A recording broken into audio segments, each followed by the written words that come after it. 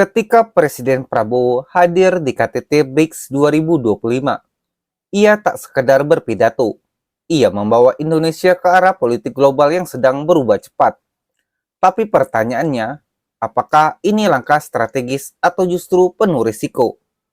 Inilah kisah tentang untung rugi politik Indonesia di Forum Kekuatan Baru Dunia, BRICS.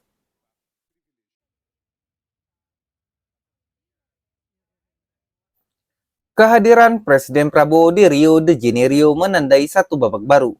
Untuk pertama kalinya, Indonesia bergabung sebagai anggota resmi BRICS, kelompok negara-negara berkembang yang ingin menantang dominasi tatanan global lama. Langkah ini jelas berani. Dalam peta geopolitik, Indonesia kini bergeser posisi. Dari yang sebelumnya dikenal sebagai negara netral di G20, kini lebih terasosiasi dengan kekuatan global South yang mengusung semangat anti-hegemoni. Secara politik, ini mempertegas sikap. Indonesia tidak hanya menjadi penyeimbang, tapi aktif membentuk poros baru. Kehadiran Prabowo di antara para pemimpin BRICS memperlihatkan bahwa Indonesia ingin punya suara dalam isu besar dunia. Tata kelola global, reformasi PBB, hingga kecerdasan buatan. Namun, apakah semua pihak melihat ini sebagai peluang?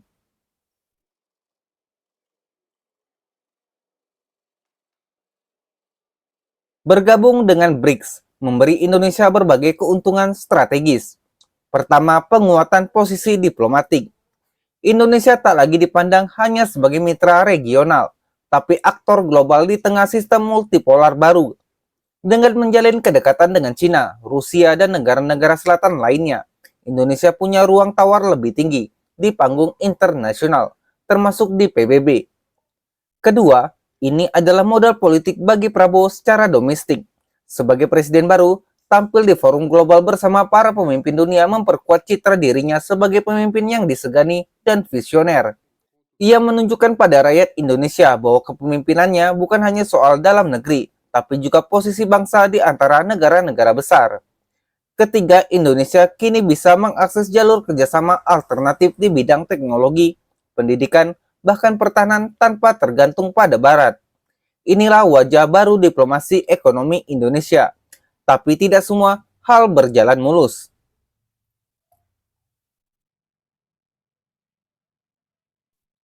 Masuk ke BRICS juga membawa risiko politik baik eksternal maupun internal. Secara global, ada kekhawatiran akan reaksi negara-negara Barat terutama Amerika Serikat dan Uni Eropa. Sebagai mitra dagang utama Indonesia dan investor besar, mereka bisa melihat langkah ini sebagai indikasi pergeseran loyalitas.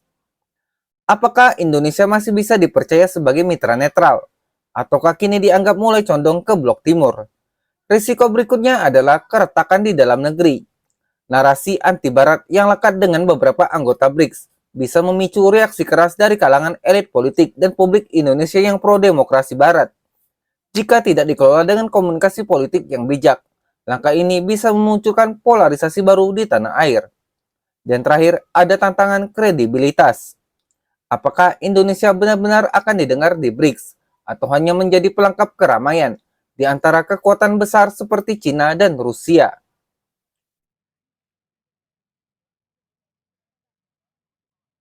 Keputusan masuk ke BRICS bukan sekedar simbol. Ia adalah langkah geopolitik yang akan menentukan posisi Indonesia dalam dekade ke depan. Keuntungannya jelas, lebih banyak panggung, lebih banyak peluang, lebih banyak jalur alternatif. Tapi bahayanya pun nyata. Resiko kehilangan kepercayaan dari mitra lama, dan dilema dalam menjaga keseimbangan posisi politik luar negeri. Bagi Prabowo, ini adalah uji kepemimpinan global di awal masa jabatannya. Bagi Indonesia, ini adalah momen untuk menentukan apakah kita akan tetap menjadi penyeimbang atau secara perlahan tergelincir menjadi bagian dari kutub tertentu. Sejarah akan menilai, tapi satu hal pasti, Indonesia sedang bermain di papan catur global yang tak lagi hitam putih, melainkan penuh nuansa abu-abu.